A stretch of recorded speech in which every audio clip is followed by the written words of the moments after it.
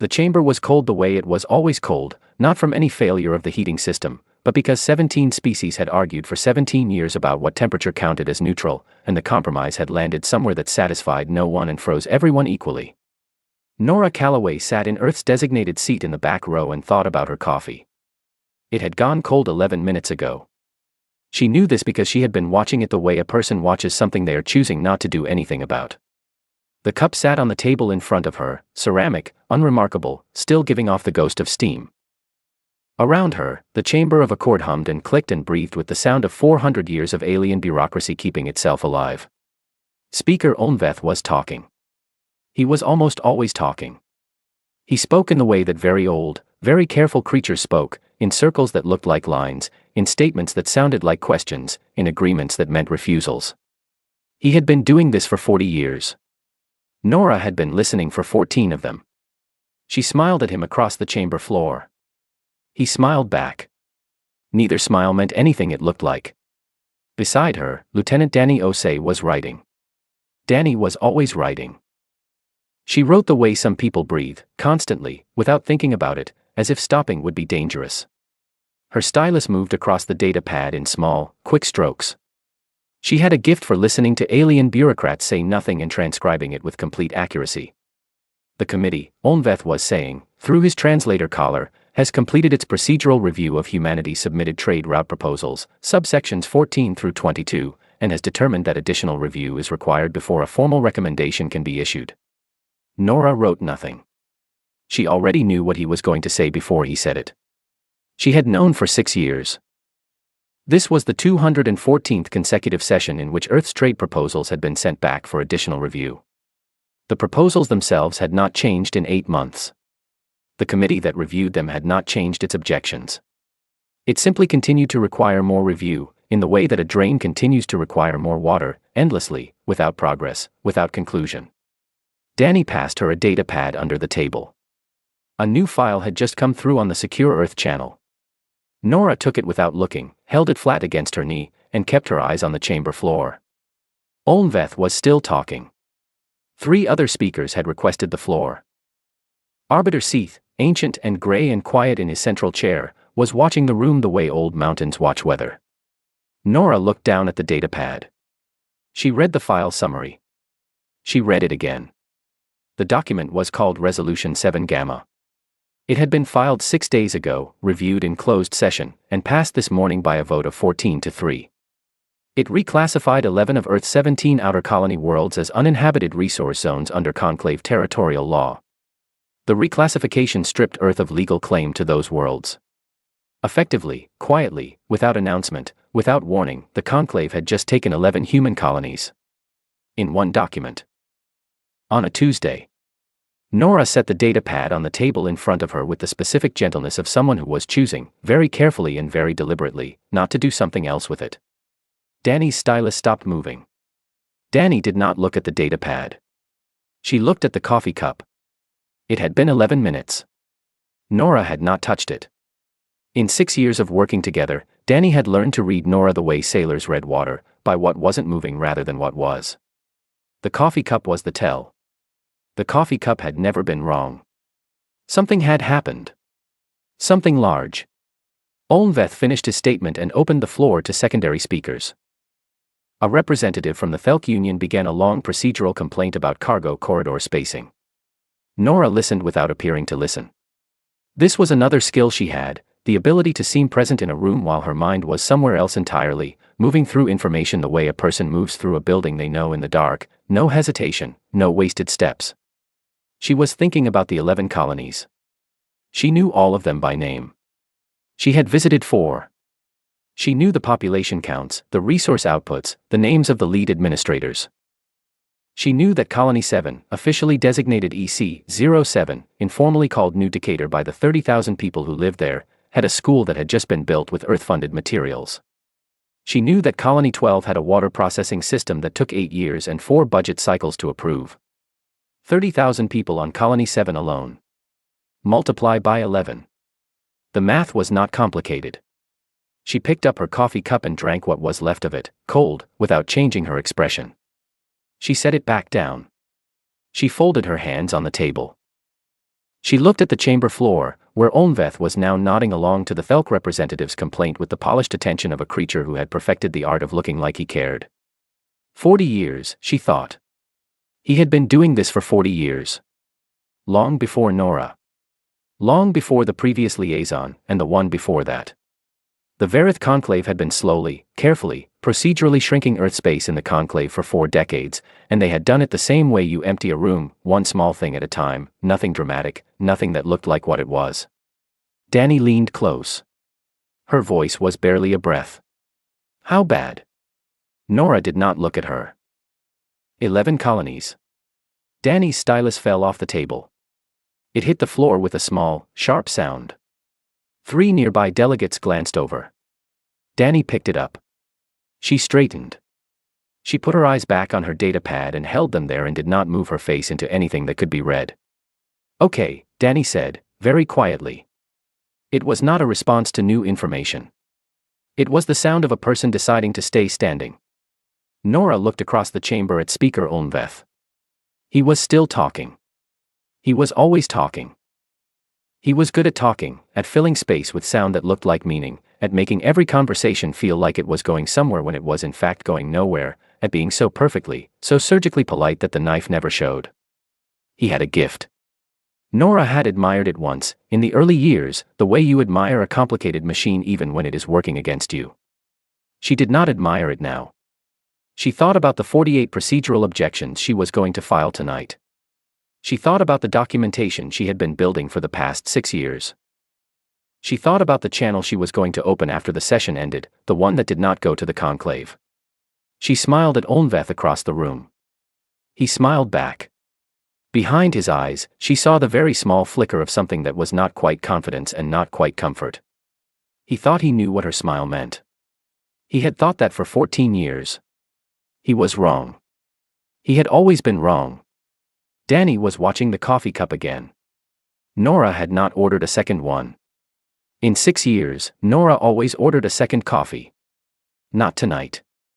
The session ran another 2 hours. Nora sat through all of it. She took no notes. She filed no objections in the room. She did not raise her hand for the floor. She sat in Earth's back row seat in the cold chamber and she waited, with the particular stillness of a person who has already decided something and is simply finishing the day first. When the session ended and the chamber began to empty, she stood, gathered her things, and walked out without looking at Olmveth. He watched her go. For just a moment, one fraction of a moment, something moved behind his face that was not smugness and was not satisfaction. He did not know what to call it. He decided it was nothing. He was wrong about that too. The diplomatic suite was not large. It was the standard size that the conclave assigned to junior member species, which meant it had 3 rooms, 1 window that faced the station's interior cargo bay, and furniture that had been built for bodies that were not human. Nora had long since replaced the chairs with ones she'd brought from the ship. The desk was still wrong. She had never bothered fixing it. She filed the first objection at 11:14 in the evening, station time. She filed the last one at 4:50 in the morning. 48 total. Each one was different. Each one cited a different procedural violation embedded in the passage of Resolution 7 Gamma, a suppressed vote here, a quorum irregularity there, 3 instances of committee members voting on measures they had financial arrangements with, 1 case where a species representative had been quietly told what would happen to their trade access if they voted the wrong way. Nora had the documentation for all of it. She had been collecting it for 6 years, building it the way some people build walls, one careful piece at a time, always with an eye on what it would eventually hold up. She filed everything through proper channels. Every form had the correct headers. Every citation was formatted to conclave standards. Every diplomatic courtesy was included, right down to the closing salutations, which she wrote in each of the 14 primary conclave languages, correctly spelled. She had been preparing these objections for a long time. She had hoped she would never need to file them. Danny sat on the wrong furniture with her legs pulled under her and watched Nora work. She had offered to help 3 times. Nora had said no 3 times. Not unkindly, just the way you say no to someone handing you a tool you don't need. Danny understood. This was not the kind of work you shared. This was the kind of work that had to belong entirely to one person so that no one could later question the chain. At 2 in the morning, Danny made more coffee. At 2:15 she said, "Do you want to know what I keep thinking about?" Nora said, "No," and then, after a pause, "Yes." Danny looked at the window, at the cargo bay lights blinking slow and orange beyond the glass. "I grew up being told the conclave was this great thing. This huge achievement. 40 years of Earth being part of something bigger." She was quiet for a moment. "I joined the diplomatic corps because I believed that." Nora kept writing. "I still believe it," Danny said. "The idea of it. I think we were playing a game we didn't know the rules to. And they never told us the rules because the rules were the game." Nora looked up. She looked at Danny for a moment in the way she looked at things she thought were worth looking at. Then she said, "You know the rules now." Danny said, "Yeah." They did not say anything else about it. At 4 a.m, Admiral Greg Harmon arrived. He did not knock loudly. He never knocked loudly. He had a specific knock, 3 taps, a pause, 2 more, that Nora had been recognizing since the early days when they were both on the same ship and knocking on each other's doors with mission problems and bad news, and occasionally, once or twice, with good news, which had always felt strange. She opened the door before the last tap finished. He came in, looked at the room, looked at the desk covered in filed objection records, looked at Danny on the wrong furniture, looked at the coffee. He picked up a cup, drank from it, made a face, and set it back down. "They done it, then," he said. "They done it," Nora said. He sat down across from her. He was a large man, Georgia-born, with the kind of stillness that came from 30 years of command, not the stillness of someone who had nothing to say, but the stillness of someone who had learned that most things did not require saying out loud. He had read the resolution on the shuttle over. She could tell by the way he held his shoulders. "Fleet's positioned," she asked. "Moved this afternoon," he said. Quiet. No noise. Good. That was the entire conversation about the fleet. Neither of them said anything else about it. Danny, who was listening with both ears, filed it away and did not ask questions. At 4:50 Nora sent the last objection.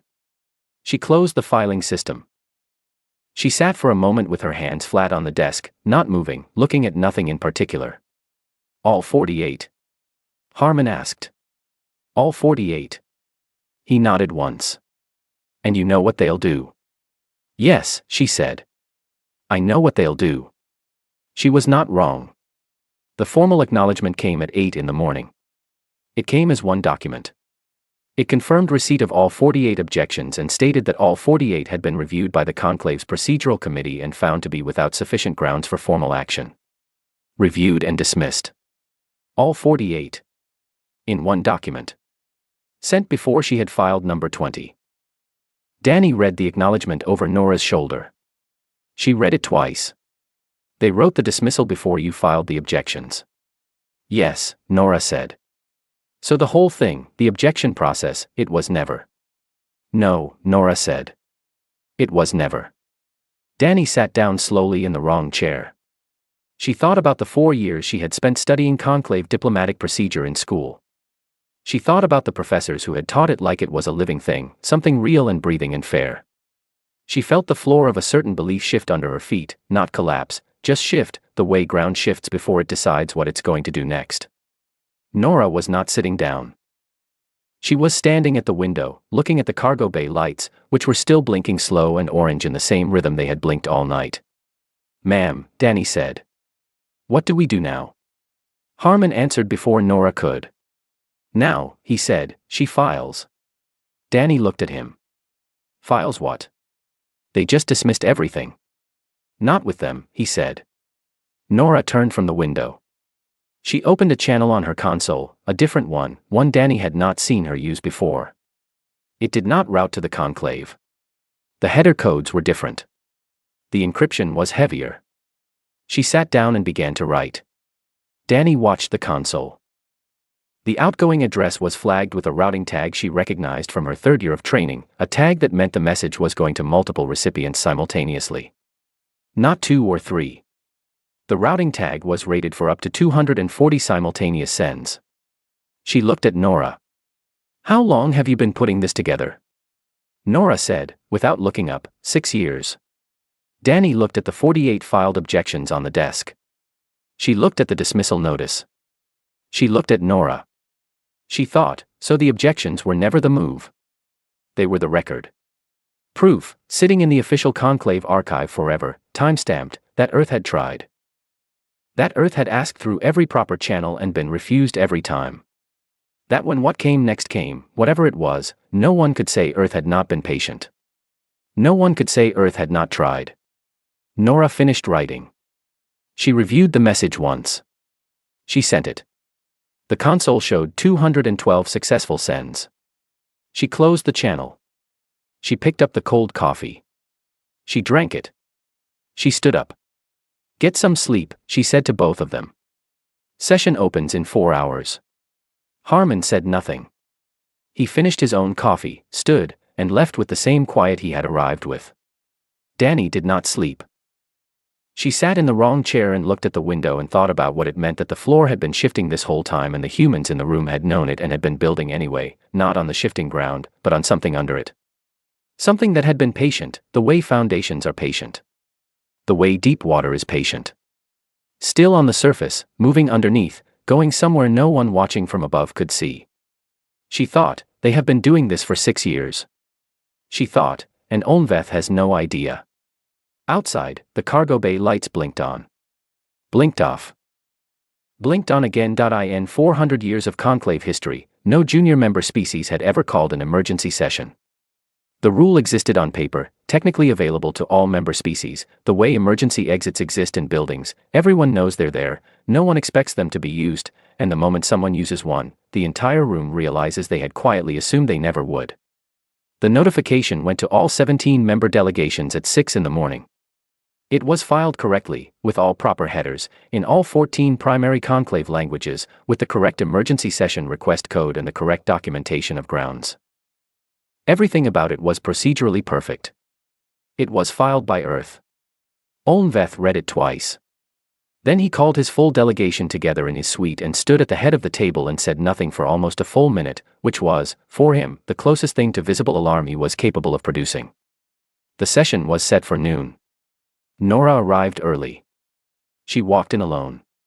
No aide. No legal team. No documentation cases, no data pads, no equipment beyond the small personal device she carried on a cord around her neck, which she had carried at every session for 6 years and which no one had ever thought to ask about. She wore her standard diplomatic uniform, which was clean, pressed, and utterly unremarkable. She walked to Earth's designated seat in the back row, which the conclave had quietly relocated there 3 months ago, citing a seating arrangement revision that had affected no other delegation, and she sat down. She folded her hands on the table. She waited. The chamber filled slowly. Other delegations arrived in clusters, which was unusual. Delegations did not normally cluster before sessions. They arrived in their own time, in their own order, took their seats, and the session began. Clustering was what happened when something had already started before the official start.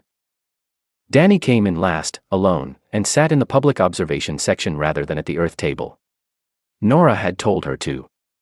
She did not explain why. Danny had learned not to need the explanation. Arbiter Seath arrived. He was the last to take his seat, as always. He moved slowly, not from weakness but from the particular slowness of something very old that has simply stopped being in a hurry. He sat in the central arbiter's chair and looked at the room. He looked at Nora. He looked at her for just a moment longer than he looked at anyone else. He said nothing. Olmveth called the session to order and then, with the smooth certainty of a creature who had run this room for decades, moved immediately to what he clearly intended as the first agenda item, the unauthorized repositioning of Earth's military fleet to proximity orbit around 3 conclave stations. He said unauthorized. He said it with the specific weight of someone laying a first card that they expected to end the game. Nora said, "I'd like to table that agenda item." The room went still. Tabling an agenda item was technically allowed. It was procedurally correct. It was also something that had never been done in the Chamber of Accord because agenda items were set by the presiding speaker, which was Olmveth, and no one had ever told Olmveth what was going on with his own agenda. He said, "The chair does not recognize." The chair is required to recognize emergency session requests from member species, Nora said. Under Conclave Procedural Code, Section 12, Article 4. I filed this session. I have the floor. The silence was different now. denser. Like pressure building in a room with no windows. Olmveth said nothing. Nora said, "I'd like to address Resolution 7 Gamma." She did not ask for permission. She did not pause for acknowledgement. She simply began. She spoke the way someone reads a document they have memorized, not from memory, exactly, but from somewhere deeper than memory, from the part of a person where things they have lived with for years finally come out. She went through Resolution 7 Gamma from the beginning. She went through every vote.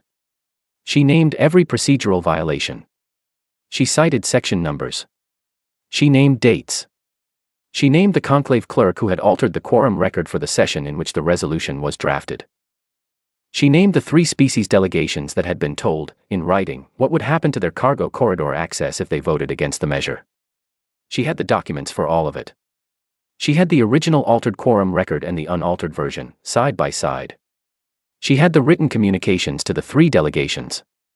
She had 6 years of similar communications, building a pattern so consistent that it had its own shape, its own fingerprint, the particular signature of an organization that had been doing the same thing for a very long time and had grown comfortable enough to stop hiding it carefully. She spoke for 22 minutes without stopping. No one interrupted her. This was not courtesy. Interrupting was normal in the chamber of accord. Species interrupted each other constantly, procedurally, diplomatically, with the correct forms and the correct signals. The room was silent not because they were being polite but because no one in it had yet found the place to put their response. The words were landing and the room was still trying to figure out what they were building. Danny, in the observation section, was watching Arbiter Seath. He had sat up straighter approximately 4 minutes into Nora's statement. He had not moved since then. His eyes were on Nora with the complete, unblinking attention of something ancient that has just seen something it did not expect to see, not frightened, not alarmed, but sharply, fully present in a way that suggested he was not often called on to be. When Nora finished, the room was quiet for a moment. Then Arbiter Seath said, "We request the documentation." Nora reached into her jacket and removed the small personal device on the cord around her neck. She set it on the table in front of her and slid it along the surface in the direction of the Arbiter's table. It traveled the length of Earth's back row desk, bumped gently against the edge, and stopped. One data pad. Smaller than a standard diplomatic document case. Lighter than anything in the room had any right to be. It contained everything. Organized by date. Cross-referenced by species involved. Indexed by violation type. 6 years of documentation, structured the way a person structures something they have been preparing for a long time and intend to be unmistakable. Seath's aide retrieved it. Seath looked at it without opening it yet. He looked at it the way you look at something when you already understand what it means but need a moment before the understanding becomes official. Olmveth said, "You cannot seriously intend to." He stopped. He stopped because Nora had looked at him. She had not moved. Her hands were still folded on the table. Her expression had not changed. She looked at him the way you look at something across a room that you have been patient with for a very long time, not with anger, not with triumph. With the complete, settled calm of a person who has already decided everything that needed deciding and is no longer in the process of deciding anything. It was not a threat. It was something harder than a threat. A threat is about what might happen. This look was about what had already happened and what that meant and the fact that all the time for other outcomes had, quietly and without announcement, run out. Olmveth had been in this room for 40 years. He had watched species come and go. He had learned to read rooms, read faces, read the specific frequencies of political discomfort and diplomatic uncertainty that told you where the power sat and what direction it was moving. He read Nora's face. He stopped talking. The chamber was very quiet. Somewhere in the ventilation system, something ticked. The cargo bay outside was running a shift change, lights were moving, dull and orange, beyond the station's outer panels. Arbiter Seath opened the data pad. He read the first page. He read the second. He did not look up. He made a note in his personal record, a small, careful note, the kind he had not made about any species in 11 years. He labeled it simply, observed. Danny, in the observation section, was very still. She had grown up believing the conclave was the greatest thing humanity had ever joined. She still believed in the idea of it, the huge, improbable idea that 40-odd species could share a room and make something work. But she understood now, watching Olmveth not speak and Seath read and Nora sit perfectly calm in the back row seat she had been quietly moved to 3 months ago, that the room had been wrong about something for a very long time. It had been wrong about the woman in the back row.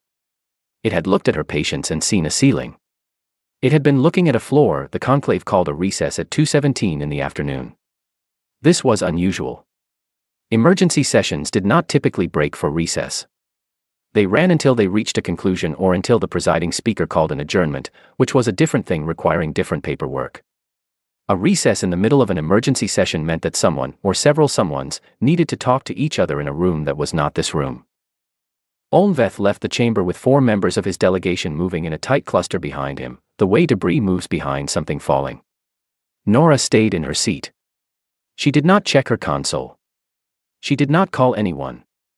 She sat in the back row seat with her hands folded and watched the chamber empty the way you watch weather, without expectation, without hurry, noting what it did as it did it. Danny came down from the observation section and sat beside her. She did not say anything for a while. Then she said, "What do we do now?" Nora said, "We wait." Danny looked at the chamber doors through which Olmveth had disappeared. "Do you know what he's going to do?" "I know what his options are," Nora said. "I know which one he'll think is the best one. I know why he'll be wrong." Danny said, "Should I be scared?" Nora considered this. It was a real question and she gave it real consideration, which was the only kind of consideration she gave anything. "No," she said. "Not today." Danny nodded. She was not entirely reassured. She found, however, that she believed her. In his suite 3 corridors away, Olmveth was doing what he always did when things moved in directions he had not planned for. He was talking. He was very good at talking. He could, in the right conditions, talk a problem into a different shape, smooth it down, reframe it until it looked like something manageable. He had done this for 40 years. He had done it to problems considerably larger than a single human diplomat in a back row chair. The difficulty, he was discovering, was that this problem had already been given to people who were not in this room. The documentation Nora had presented, the data pad, the cross-referenced violations, the 6 years of collected communications, he had assumed, when she produced it, that it was intended for the chamber. For the session record. For the formal proceedings. It was not only for the chamber. He found this out when his communications officer reported, 20 minutes into the recess, that 12 independent system representatives had filed access requests for Earth's documentation package, which was already, as of 8 hours ago, publicly available through the Open Conclave record system, indexed and searchable, in all 14 primary conclave languages. She had released it before the session started. Before she walked into the room. Before she said a single word. Olmveth stood at his window and looked at the station exterior and thought, for the first time in a very long time, about the specific texture of a mistake that cannot be unmade. He had made mistakes before. Every creature who lived long enough made mistakes. The difference between a recoverable mistake and an unrecoverable one was usually time. If you had time, you could reshape things. If the mistake was already in the record, already in the system, already in the hands of 212 simultaneous recipients from the night before. He turned from the window. "What is the current status of the 3 species that voted with us on the resolution?" he asked. His communications officer checked her console. She said, "The Thelk Union has submitted a formal review request to the arbitration office.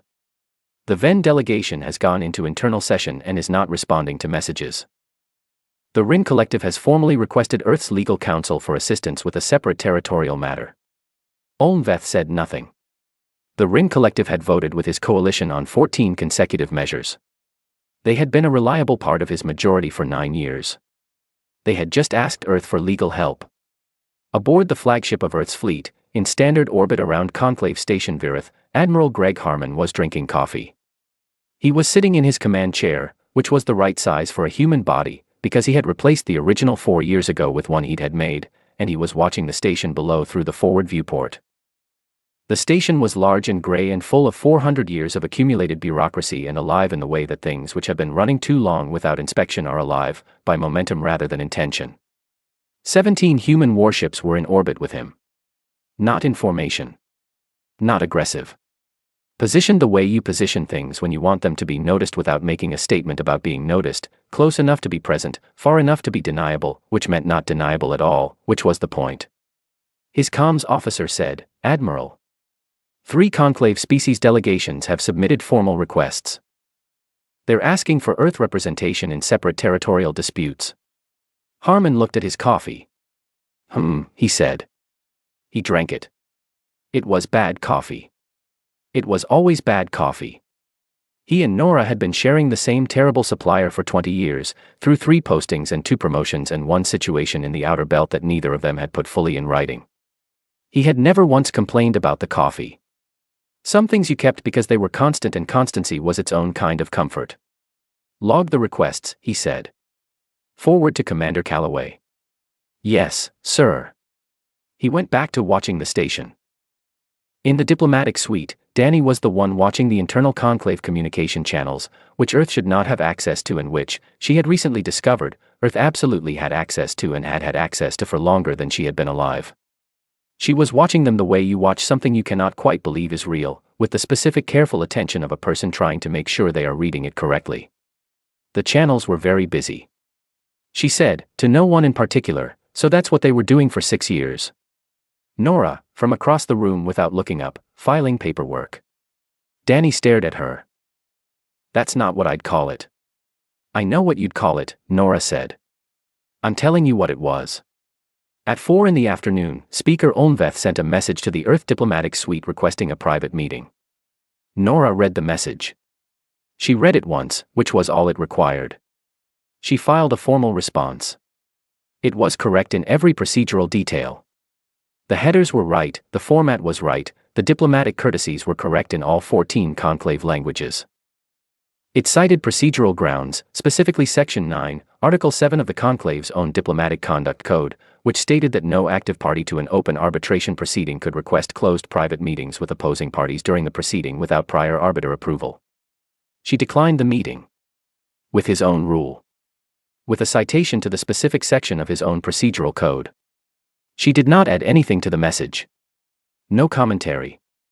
No explanation. No note about the irony. She simply filed it through proper channels, with the correct courtesies and the correct subject line, and sent it. Danny read the exchange over her shoulder. She made a small sound. "Was that," she started. "Procedurally correct?" Nora said. "Yes." "I was going to say something else," Danny said. "I know," Nora said. At 5:30, 3 delegations sent flowers to the Earth suite. This was an alien custom that some species used to signal a shift in relationship, not apology exactly, not alliance exactly, but a gesture that meant, "We have reconsidered the position we were in, and we would like the person we are reconsidering it with to know that we know we are reconsidering it." Nora put them in a vase. She looked at the species names on the cards.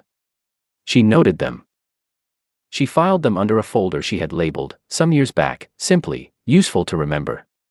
Outside, in orbit, the fleet was still there. Still and quiet. Not threatening. Not moving. Just present. The way a fact is present. The way something is present when it has been decided and the only thing left is for everyone else in the room to finish understanding that the final session was set for 9 in the morning. The chamber filled the same way it always filled, species by species, delegation by delegation, the slow accumulation of bodies and customs and translator collars warming to active frequency. The lights were the same. The temperature was the same unsuccessful compromise it had always been. The procedural forms were in their usual places on the tables. Everything looked the same. Nothing was. Nora walked in and took her seat in the back row. She was alone again, no aide, no legal team. She had the small device on the cord around her neck, the same one she always wore, which was now empty because everything it had contained was already in the world, already in the public record, already in the hands of every independent system and neutral observer station in the quadrant. She had nothing left to deploy. She didn't need anything. The work was done. She folded her hands on the table and waited. Arbiter Seath arrived last, as always. He walked to his chair with the slowness of something that had outlasted every urgency it had ever encountered. He sat. He looked at the room. He looked at Nora. She met his eyes and held them for a moment, not as a challenge, just as acknowledgement. He had been the only creature in this room for 40 years who had watched everything and said nothing and waited to see what would happen. He had seen what had happened. He looked away first. He called the session to order. Olmveth stood to deliver the formal statement. He spoke in the consensus plural, as he always did. He used the long, careful structures that 4 decades of practiced diplomacy had built into the way he moved through language. He spoke about procedural review and mutual interest and the conclave's commitment to fair territorial arbitration. He used all the right words. He assembled them in all the right orders. He said that Resolution 7 Gamma had been reviewed in light of new procedural information and had been found to contain irregularities sufficient to require nullification. He said Earth's territorial claims were restored in full. He said this as if it were a decision the conclave had arrived at thoughtfully. As if it were the outcome of a careful, collaborative process. As if the fleet in orbit and the 212 recipients and the 3 species that had already switched sides and the public record that every independent system in the quadrant had now accessed were not the actual architecture of this moment. He delivered it like good news he had planned. No one in the room believed him. He knew no one believed him. He said it anyway, because this was the last tool he had left, the performance of normality, the assertion that this was a room where things happened for the stated reasons. Nora listened to the entire statement without changing her expression. When it was done, she said, "Noted. Thank you, Speaker." That was all. No triumph. No speech. No moment of visible satisfaction. She wrote something on her datapad with the same unhurried efficiency she brought to all paperwork, which to a room full of creatures that had been waiting for her to do something dramatic was somehow more unsettling than anything dramatic could have been. Danny, back in the observation section, let out a breath she had been holding since the previous morning. The session closed. Delegations rose. The chamber began, in its usual slow way, to empty. Seath did not leave immediately. He remained in his chair while the room cleared, the way someone stays in a theater after a film that gave them something to think about. He was very old. He had been in this room, or rooms like it, for longer than most of the species present had existed as spacefaring civilizations. He had watched 43 species end. He had watched others rise. He had watched alliances form and dissolve, wars start and stop, great gestures fail and small careful actions succeed. He had learned, over a very long time, that the moments history remembered were rarely the ones that looked large when they were happening. He was watching a small moment. He was watching it very carefully. When most of the room was clear, he stood. He moved toward the exit at his usual pace, slow, deliberate, unhurried. Nora was collecting her things at the back row table. He walked past 3 rows of empty seats and stopped where she was. She looked up. He looked at her for a moment with the particular attention he had been giving her since she had started speaking yesterday, the attention of something ancient that has just encountered a data point it did not have before and is adding it carefully to a very long record. He said, "You could have done this 20 years ago." Nora said, "Yes." He said, "Why didn't you?" She picked up her datapad. She considered the question the way she considered all things, directly, without performance, as if the honest answer were simply the most useful one available. She said, "We were hoping we wouldn't have to." She put the datapad under her arm. She nodded to him, once, the small precise nod that was her version of a deep bow. She walked out. He stood in the empty row and watched her go. He thought about the 43 species. He thought about what they had in common, not in the obvious ways that historians tended to note, but in the quiet ways, the structural ways. The assumptions they had all carried. The calculations they had all made about what was safe to take from something that had not yet shown them it was paying attention. None of them had made Nora's calculation. He made his second note of the session. He had made 2 notes in 2 days, which was more than he had made in the previous 11 years combined. Danny found Nora in the corridor outside the chamber, standing near the wall, looking at nothing in particular. Not lost, just still. Taking a moment, the way you take a moment after something long and heavy is finally set down. Danny stopped beside her. She did not say anything for a while. She was thinking about the girl she had been 4 years ago, sitting in a diplomatic training course being told about the conclave like it was a cathedral. She was thinking about the 48 objections filed into a system that had already written the dismissals. She was thinking about 6 years of documentation built in the margins of 14 years of smiling. She said, "Did we win?" Nora thought about the word. She used it carefully, the way she used everything, as if language were a tool that could do damage if applied wrong. She said, "We were always going to win." That was never the question. Danny said, "What was the question?" Nora said, "Whether we'd have to." They walked down the corridor. The station was busy at this hour, cargo movements, shift changes, the usual noise of something large and functional doing the work of keeping itself running. The lights in the corridor were the same pale institutional color they had always been. The floor was the same material, cold and slightly reflective. The translator signals from the nearby delegation suites made their usual low-frequency sound, like distant conversation heard through walls. Harmon was waiting near the docking bay. He had a thermos, the bad coffee, because he had brought the bad coffee, because 20 years of the bad coffee had become its own kind of language between them. He handed Nora a cup without being asked. She took it without saying thank you, because after 20 years the thank you was embedded in the taking. He said, "Done." She said, "Done." He said, "Fleets holding at orbit." "Say the word." She said, "Stand them down. Bring them back to standard position." He nodded. He did not ask her to define standard position. He knew what she meant. Far enough to be clearly not a threat. Close enough to be clearly remembered. He sent the order. His comms bracelet chimed once, confirming. Danny looked at the thermos in his hand. She said, "Is that the same supplier you've been using since?" "Yes," both of them said, at the same time.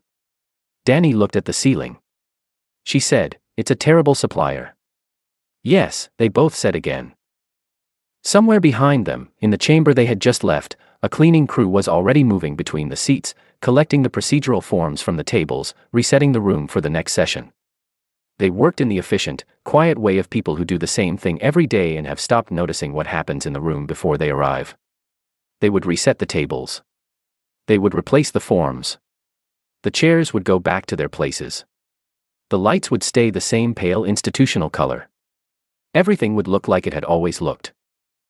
But in the room and outside it and in the system records and in the hands of 212 recipients across the quadrant, something had changed in the permanent, load-bearing way that things change when the truth of them finally becomes visible. Not loud. Not dramatic. The way a wall finally shows the crack that was always in it. In his private office on the far side of the station, Olmveth sat at his desk. He did not write anything. He did not call anyone. He sat with his hands on the desk and looked at the wall across from him. The wall was smooth and gray and entirely ordinary. He thought about how you think you know a room until the moment you discover you were sitting in someone else's room the entire time. He could not name what he felt. He had spent 40 years building a vocabulary for power, for getting it, using it, holding it, moving it around. He did not have words for this particular moment. He sat for a long time. In his notes that evening, in the long private journal he had kept for 4 decades, Arbiter Seath wrote one sentence about the humans. It was the first thing he had written about any species in 11 years. It read, "They are patient the way deep water is patient. Do not confuse stillness for shallowness." He looked at it. He underlined it. Then he underlined it again.